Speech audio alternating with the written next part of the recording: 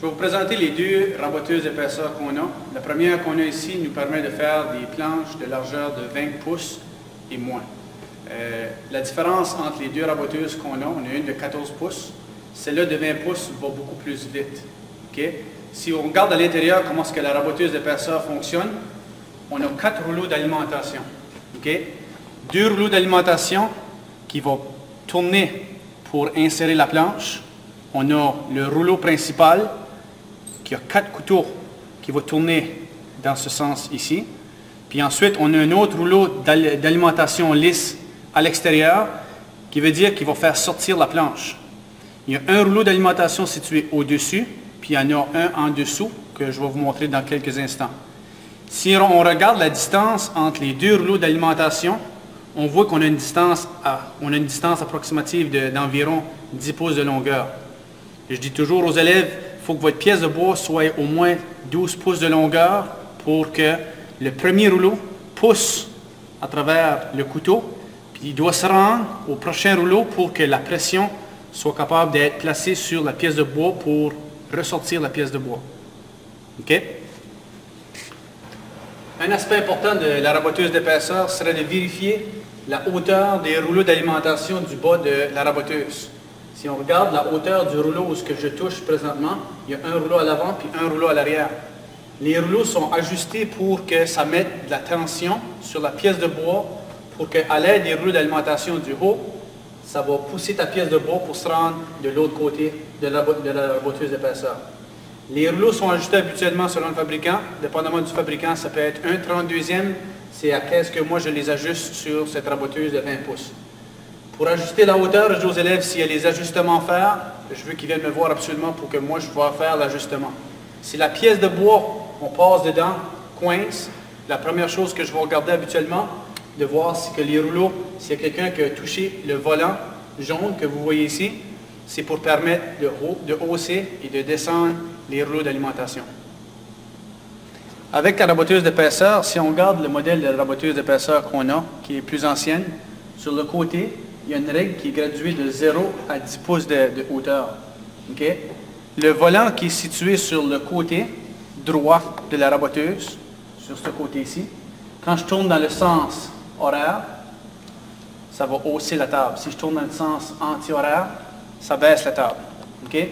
Je demande toujours aux élèves de prendre le jauge d'épaisseur, mais on peut utiliser aussi la règle sur le côté qui va te donner un approximatif de l'épaisseur de la planche à raboter.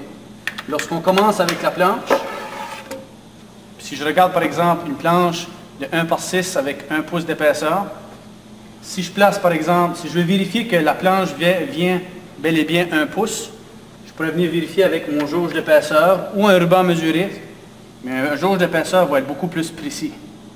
Donc, je pourrais savoir exactement l'épaisseur que la planche va avoir. Si j'ai 1, par exemple, dans ce cas ici, j'ai 1 et 5/32e, puis on voit que c'est divisé, c'est placé de façon en fraction. Okay? Là, ça me donne une idée approximativement à quelle épaisseur qu'il faut que je rabote ma pièce de bois. Si je regarde sur le côté, les divisions que j'ai de situer sur ma règle sont en 16e de pouce. Alors, si je sais que dans 1 16e, puis si je dis, OK, j'ai combien de 32e, si je dis j'ai 1 et 1 16e, puis si je le mets en 32e, ça veut dire 2 32e est l'équivalent de 1 16e. Si j'avais l'épaisseur que j'ai montré pour la planche qui était 1 et 5 32e, ça veut dire que c'est 1 et 1 8e, parce que 1 8e c'est 4 32e, puis ça voudrait dire que je serais juste après 1 et 1 8e. Entre 1 et 1 8e, puis 1 et 3 16e. Donc l'épaisseur où ce que je devrais monter la table, je devrais ajuster la table pour qu'il soit placé à... Puis vous allez remarquer que quand je fais un tour, si vous regardez sur la règle, à chaque fois que je fais un tour complet monte environ de 1/32e de pouce à la fois. Je dis aux élèves, lorsque vous rabotez une planche, de raboter seulement 1/32e, qui veut dire un tour à la fois. Puis quand on arrive près de l'épaisseur désirée, on va des demi-tours, puis même des fois un quart de tour. Habituellement, une planche, pour raboter la surface de la planche, je dirais environ 4 à 5 fois devrait nettoyer complètement la planche. Je vais le monter pour qu'il soit juste après l'épaisseur de 1 pouce et 1/8.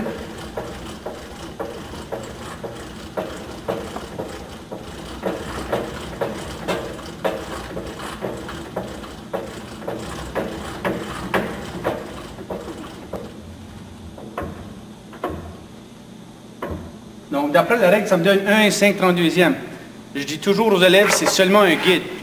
À cause que c'est une table qui est ancienne, je préfère que les élèves prennent la planche, puis viennent placer la planche pour que, si on regarde, puis on voit le jour, parce qu'on a des fenêtres, si on voit le jour de chaque côté de la planche, ça veut dire qu'aussitôt qu'elle va être insérée, elle va seulement enlever une petite couche à la fois. OK? Donc ça serait un bon indice à savoir si que je n'enlève trop. Si j'essaie de trop enlever sur la raboteuse, je vais briser ma surface. Puis là, il faut que je donne toujours chance à la raboteuse de démarrer avant de passer la pièce de bois. Maintenant, quand on passe une pièce de bois, plus qu'une pièce de bois va être large, plus que la courbe va être prononcée vers le haut. Donc si je regarde la pièce de bois que j'ai ici, le sens du grain est de façon convexe, la planche va toujours aller dans le sens contraire que le grain va avoir. Donc dans une raboteuse d'épaisseur, je demande aux élèves d'avoir la partie convexe vers le bas, ce qui fait en sorte que quand je passe la planche, j'ai au moins 2 appuis qui vont venir s'appuyer sur la planche pour nettoyer le dessus de la surface. Un autre aspect important de la raboteuse d'épaisseur serait de regarder pour que la largeur, si je regarde la largeur que j'ai de la table, j'ai une table qui est 20 pouces et demi, que ça mesure ici. La longueur de mes couteaux sont exactement à 20 pouces. Donc, j'ai 1/4 de pouce de chaque côté, où ce que les couteaux finissent à 1/4 de pouce du côté. C'est pour ça que je dis aux élèves de toujours avoir la planche minimum 1/2 pouce du côté, pour faire sûr que ça ne fait pas de ligne dans ta pièce de bois. À chaque fois que je vais passer ma pièce de bois, okay, je dis aux élèves pour utiliser tout le couteau, c'est bon de prendre la planche puis de la changer de position de temps à autre. Parce que sinon, si tous les élèves l'utilisent dans le centre, habituellement c'est dans le centre que la pièce de bois va être usée. L'aspect important aussi, si je prends la pièce de bois, on devrait toujours la passer dans le sens du grain, qui veut dire dans le sens parallèle. Donc j'essaie de regarder, tout simplement en regardant sur la table, la distance que j'ai de chaque côté. Ça me donne une idée si que ma planche est parallèle avec la table, puis ça fait un meilleur travail sur ta planche.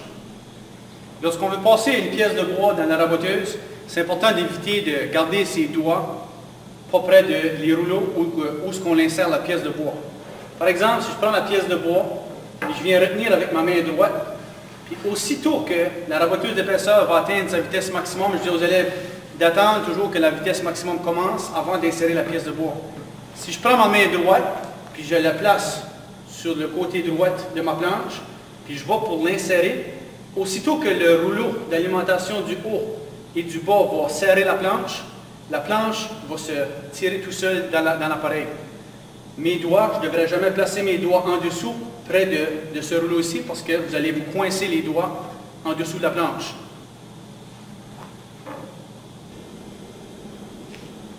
Si on regarde pour une pièce de bois, je dis toujours aux élèves, si vous avez une pièce de bois de 3 pieds de longueur et plus, je veux absolument que la pièce de bois soit supportée.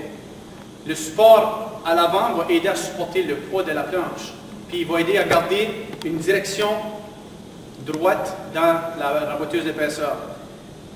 Les supports à roulement à billes ici, si je veux ajuster la hauteur, je devrais regarder sur le côté de la planche pour que je veux que ma planche touche complètement le dessus de la table. À ce moment-là, je prends mon support, je viens ajuster jusqu'à temps que le dessus de la planche touche complètement le dessus de la table. À ce moment-ci, la hauteur de ma planche serait parfaitement horizontale avec le dessus de la table de la raboteuse d'épaisseur. Ensuite, il faut procéder au même ajustement pour le support pivotant qu'on a à l'extérieur de la raboteuse, que je vais vous montrer comment ajuster. Maintenant, pour le support à l'arrière de la raboteuse d'épaisseur, il est absolument nécessaire de placer un support pour supporter la pièce de bois qui va sortir de la raboteuse. Les supports pivotants qu'on a ici sont très utiles pour rediriger la pièce de bois. Donc, lorsque je veux ajuster la hauteur, si je prends ma pièce de bois, je la place sur la table pivotante, je vais faire le même principe que le support avant. Je vais la soulever de façon que la planche touche complètement le dessus de la table. Ce qui est bien avec les supports pivotants aussi, c'est que vous allez remarquer que la table est pivotante.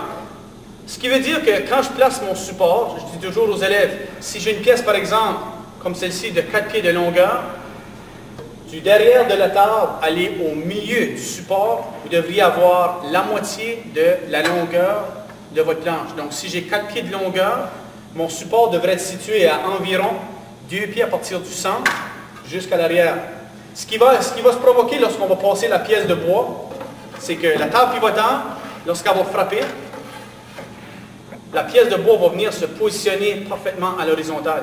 Plus que la pièce de bois est mince, plus que la pièce de bois à la sortie va redescendre vers le bas, mais avec une table pivotante, même si la planche frappe le bas de la table pivotante, elle devrait venir se replacer à l'horizontale. Une chose importante avec une table pivotante, c'est important d'avoir du poids pour empêcher le support de bouger. Si vous regardez ici, j'ai placé tout simplement un bloc de béton qui va venir mettre du poids pour supporter, puis pour empêcher que mon support, si ça frappe, faire sûr que ça ne soulève pas de cette manière-là. Voici un exemple de la table pivotante qui serait bien ajustée. Okay? J'ai dit qu'il fallait qu'elle soit placée à la moitié de la longueur. Lorsque la pièce de bois va passer dans la raboteuse d'épaisseur, plus que ma pièce de bois est mince, plus qu'elle va avoir tendance à se diriger vers le bas. L'avantage d'une table pivotante, si je vais comme ceci, aussitôt qu'elle va descendre, la table pivotante va la remonter et la remettre droite.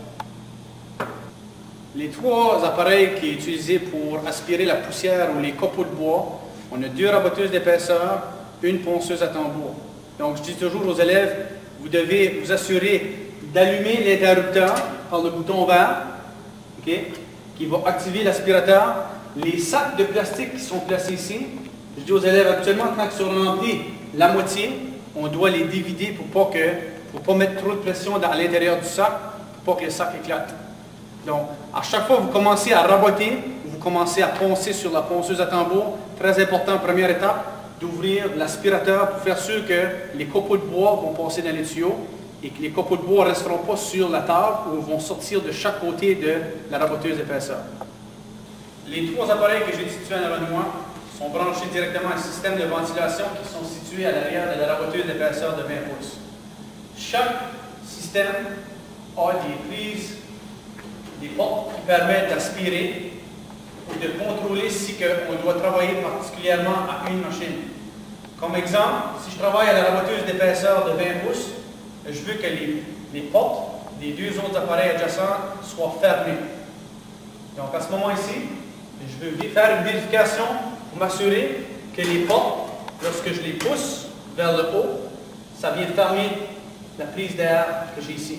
Même chose sur la raboteuse de 14 pouces, aussitôt que j'ai fermé la porte, ça l'assure que sur la première machine, je vais avoir une meilleure aspiration des copeaux de bois qui vont ensuite se diriger vers le système de ventilation. Voici les 4 portes qu'on doit gérer lorsqu'on utilise les 3 appareils qui sont branchés sur le système de ventilation. On a une porte pour la raboteuse de 20 pouces d'épaisseur. Sur la ponceuse à tambour, une porte située sur le haut, sur le premier tambour. On a une porte qui est située juste pour le tambour arrière. Ensuite de ça, j'ai une autre porte pour la raboteuse de 14 pouces d'épaisseur. Un rappel que je mentionne souvent aux élèves, de regarder que les procédures de sécurité ou les règles de sécurité pour les ajustements pour la raboteuse d'épaisseur, les pages que vous avez dans vos cartables énumèrent les procédures de sécurité sur chacune des appareils. Donc c'est un rappel, si jamais tu oublies quelque chose, de faire sûr de juste relire vite et vite. Okay? Ensuite de ça, sur le dessus ici, ça dit le matériel de sécurité qui est obligatoire. Okay? Lunettes de sécurité, de jauge d'épaisseur pour mesurer l'épaisseur de votre planche, protection auditive, Okay? Les supports en avant et en arrière, puis ainsi que la brosse d'acier. Je mentionne toujours aux élèves qu'avant de commencer à passer une pièce de bois qui est non rabotée, okay, les pièces de bois ont souvent des petites roches qui viennent s'insérer sur le dessus ou le dessous de la planche. Donc, pour protéger puis pour prolonger la durée de vie des couteaux qu'on a d'installer sur la raboteuse, j'ai placé une brosse d'acier que je demande aux élèves de passer sur les deux côtés. Donc, si je vous montre comment que vous le faites, vous allez passer pour vraiment enlever si jamais il y avait des petites roches qui seraient insérées dans la planche de bois qui est ici.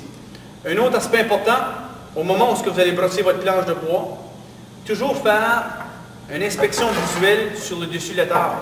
Donc, juste regarder de voir s'il n'y a pas quelque chose, une pièce de bois qui serait insérée, le nœud d'une pièce de bois qui serait inséré sur le dessus de la table. Ce serait vraiment important de la vérifier. Si jamais que vous voyez quelque chose qui se serait inséré sur le dessus de la table, venez me voir. On va verrouiller à ce moment-là l'appareil, qui veut dire qu'on va éteindre du panneau pour ensuite descendre le volant pour baisser la table, puis ensuite prendre le balai pour venir nettoyer le dessus de la table.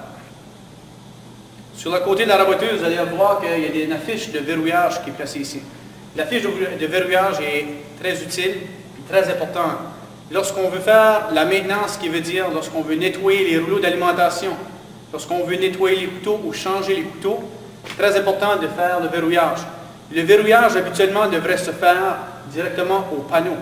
L'interrupteur pour éteindre complètement, est situé juste en haut, ici. Si vous voyez que l'interrupteur est placé dans la position du haut, ça veut dire que l'appareil est en marche. Aussitôt que vous voyez que c'est descendu vers le bas, puis le cadenas est placé dessus, ça l'indique à l'élève qu'il y a de la réparation ou de la maintenance qui doit être faite sur l'appareil. Je mentionne souvent aux élèves qu'une fois par semaine, on va devoir faire un petit brin de maintenance pour nettoyer les rouleaux. Ce qui se passe, c'est que les copeaux de bois vont se former directement sur le rouleau avant, puis sur le rouleau d'alimentation arrière. Ce qui fait en sorte que quand il vient avoir trop de copeaux de bois, lorsque tu passes ta pièce de bois, au lieu de serrer la planche comme il faut, la planche va glisser. Donc lorsque la planche glisse, je dis aux élèves, si vous voyez que la hauteur des rouleaux d'alimentation du bois est correcte, mais que la planche n'avance pas, c'est à cause que les rouleaux doivent être nettoyés. Maintenant, pour procéder à la démonstration, j'ai fait une vérification complète. J'ai ajusté l'épaisseur désirée que je veux commencer à passer sur la raboteuse. Et je vais enlever le cadenas pour enlever le verrouillage sur l'appareil. Pour ouvrir l'interrupteur vers le haut, je vais tout simplement replacer le cadenas ici, le laisser débarrer pour lorsque j'aurai la maintenance à faire sur l'appareil. Maintenant, je vais commencer par passer une première fois. Je vais allumer l'aspirateur pour faire sûr que ça aspire tous les copeaux de bois sur ma planche de bois, ainsi que ouvrir le panneau de ventilation pour faire sûr que les copeaux de bois passent dans les tuyaux. Je vais passer ma planche à quelques reprises, 2 à 3 fois, puis à chaque fois, on va regarder le dessus de la planche, la finition qu'il va avoir sur le dessus de la planche. Je dis aux élèves, si vous voyez que ça commence à arracher le bois, vous allez devoir prendre la pièce de bois, puis je vais la tourner dans le sens où ce que ça brise le moins la surface de ma pièce de bois. Donc les 2 premières fois que je vais passer, la première fois que je passe, habituellement, ça n'enlève presque rien. La deuxième fois, je vais prendre la poignée qui est ici, je vais faire un tour complet, on va la passer une deuxième fois. OK? J'ai placé mes supports, je suis prêt à commencer.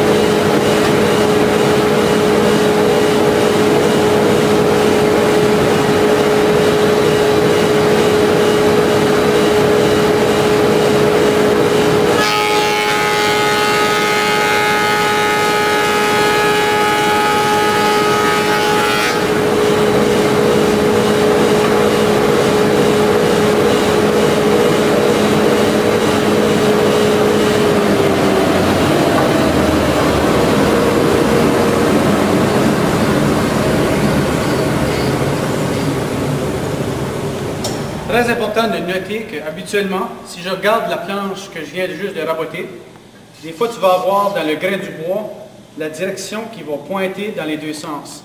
Habituellement, pour une pièce de bois, les V ou les U qui sont formés devraient aller dans la direction de la raboteuse.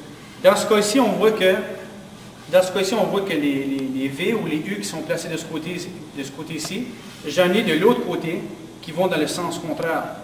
Donc, je dis aux élèves habituellement de le passer dans le sens où ce que ça brise le moins la pièce de bois. Si je vois que ça l'arrache des petits morceaux de bois, je vais prendre tout simplement ma pièce de bois puis je vais la passer de l'autre côté. Rendu à l'étape où j'ai nettoyé la surface complètement, j'ai complètement enlevé une épaisseur de bois, je serais prêt à passer à la seconde étape qui serait de passer sur la dégauchisseuse. Juste pour faire une différence entre la raboteuse de 20 pouces comparée à la raboteuse de 14 pouces de largeur, le bouton pour l'arrêter, bouton rouge, okay. J'ai le bouton noir qui est là pour démarrer.